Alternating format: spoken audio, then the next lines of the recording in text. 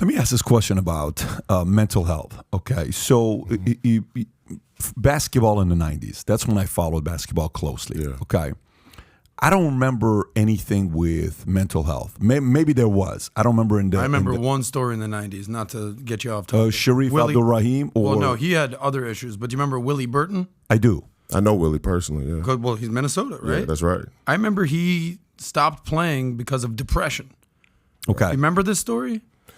People laughed like, dude, what are you doing? Willie, and I love him to death, and if he's watching this and I'm speaking out of turn, I apologize, but Willie has some struggles with addiction, as many players did. So, and when you say you don't remember hearing stories about mental health, that's the double cross and triple cross I was talking about with the media. Yes. Is that they presented it like when I said mental health, nobody knew what I was talking about. So here's where I'm going with this. So when you say panic attack, I know exactly what panic attacks are because I went through it for a year and a half. When you start a business and you put your life savings into it and you're about to lose it all, it's very, very challenging because you busted your tail for a decade to save $500,000 in your 20s, and you put it in the business and you're down to $13,000, and everybody's looking at you to pay their salaries and commissions, and you're about to bust, and you have to. You just got married. You told everybody you're going to do this, and it's not going to work out. It's a very the pressure on your. You feel like you're having a heart attack. By the way, like an elephant is sitting on your chest. You've been very open about this story before. I've gone through panic attacks, and I'd go to emergency. I'm like, what the hell is going on in my body? He's like, sir, you're just having a very bad panic attack. Right. And then they would give me IV for a couple hours. They say, yeah, your body's exhausted. Right. You need How to much get sleep are you sleep. getting? Yeah. And this has happened probably 5 times in my career. Okay, where I have to go to the hospital and get IVs. 5 times. That's no small feat. I mean, are we talking? I think 5 is actually not bad. If it happens every 3 years, it's actually.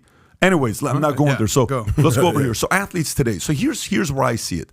So I think there's a difference between. So you saw Ronda Rousey after the fight. Oh, I was suicidal. Michael Phelps. He went through it. Serena Williams even talked about how it was for her. Ali Raceman talked about it. We have even the recent one, the tennis player Naomi Osaka. Yeah. So Simone Biles. So all mental health. So some Kevin Love is even in that community, right? Kevin Love talked about it. I think you guys had a little. He was the one to come after me. So then here becomes the difference. How there's a part of it where, like when I was going through it, I wasn't public about it. I was to myself, right? Now I was privately talking about it with my doctors and whoever I was dealing with, but it wasn't public because your business. You're not really talking about it. I talked about it years later when I went through it.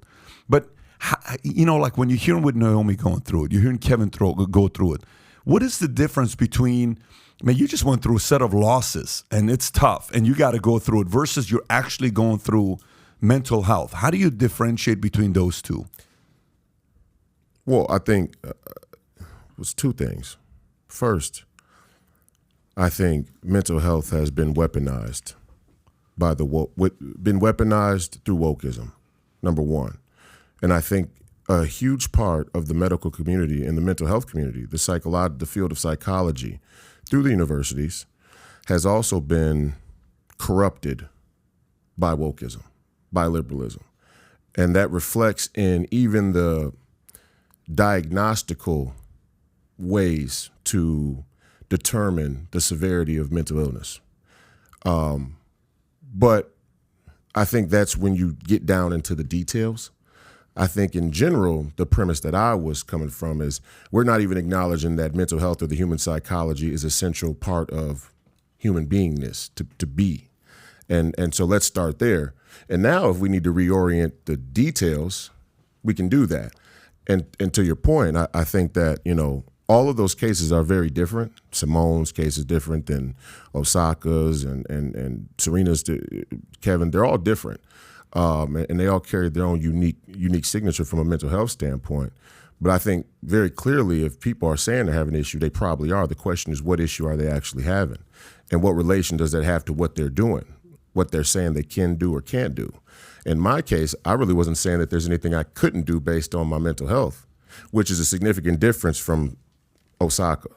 Osaka was saying, I'm having depression. I really don't want the pressure. I'm going to step away because I can't perform or take the scrutiny or magnifying glass with what I'm going through. Mine was a complete 180 degrees from that. I was saying, look, I have anxiety, but I can play. I can do everything you ask me to do. I just want us to have an understanding about this topic, open dialogue, and I'd like it to be in writing because everything else in our industry is in writing. So it was more of a business. How much money did that cost you? A couple $100 million. $200 million. Yeah. Not a lot of money. It's just a couple $100 million. I mean, if you would have, if you would have stayed in the league for a decade and got a second contract and a max contract, $500 million. I mean, likability, commercial, all of it, endorsements. So say low 200. Just for the people that don't understand Royce's story, and we'll get into a lot of it. Yeah, you were billed as sort of a next LeBron type of. Right. Like if you're gonna lead, you were a power forward who also played point guard. Right. LeBron-esque, right? 6'8", strong, court vision, rebound, pass, score, dominate in the fourth quarter. Like when you're saying these numbers, couple $100 million, $500 million, if you would have lived up to your potential, you're actually not being facetious with these numbers. Yeah. No, not at all. So for you know what it is for me. Let me explain to you what it is for me. So I have an internal. What do you call it? There's a good angel, sitting bad here. angel, You got all these guys that are saying. Yeah. So one is sitting here saying, "Stop bitching and making excuses and kind of make it work," and the other one's saying, "Dude, understand him. He's going through challenges, right?" And I tend to lean towards the guy that says, "Stop bitching." That's the guy I listen to the most. Me too. Okay, I tend to listen. I don't know if I'm making any sense or not. I tend to lean towards the guy that's like, "Dude, listen." You think you're going through hard times? How about the guys that are in war right now that are not missing their birthday of their newborn baby or, they just lost a best friend, lost a limb, and you're sitting here worried about you're about to lose $500,000 of your life savings? Grow up. You're living in America. You're the luckiest man alive. So that's where I lean towards 90% of the time. Okay, so now here's what happened when I was going through this process. I'm curious. So I go through different doctors, and 99% of doctors recommended what? Drug. Medication. Hey, take this. I'm like, nah, I want a long-term solution. Like even right now, my lower back on the right side challenges. I go to a chiropractor, and I always ask the chiropractor, give me what is it I can do one time and it's gone, right? And they'll say, listen, sorry, man, that's just not going to happen. You're 6'4", 6'4.5". You got military knees, your lower back. You were in the Army for a few years. You carry that weight. This is something you're going to have to handle for the rest of your life. Okay, so eventually I went to one guy, and he recommended me a book. It was like a 60-page book, and I read this book. And he explained depression and anxiety in the simplest way possible to control your imagination. And here's all it was. And it's simplified because at any point I went to that state. He said, anytime you're depressed, you're spending a lot of time living in the past. Anytime your anxiety and panic is high, you're spending way too much time living in the future. He said, try to live as much in the current as possible on what you can do. That is the best state to be. So if you catch yourself, your brain or your mind is taking you a little, oh my God, I should have done this. I regret doing it. Dude, you're going to get depressed. Come back to the present. And sometimes, what if something happens? What if there's this? What if there's that? Totally get it. You're visionary. You're living in the future. That's good. Go there every once in a while to get excited or to kind of prepare and anticipate. But try to come as much to the present as possible. So for me, sometimes when I see this, and a player or an athlete or somebody that's running, and they say, "Oh, that was a lot of pressure on me, and I was going through this, I was going through that." Yeah, that's what it's supposed to do. Yeah, that's right. It's supposed to create pressure. So if you like this clip and you want to watch another one, click right here. And if you want to watch the entire podcast, click right here.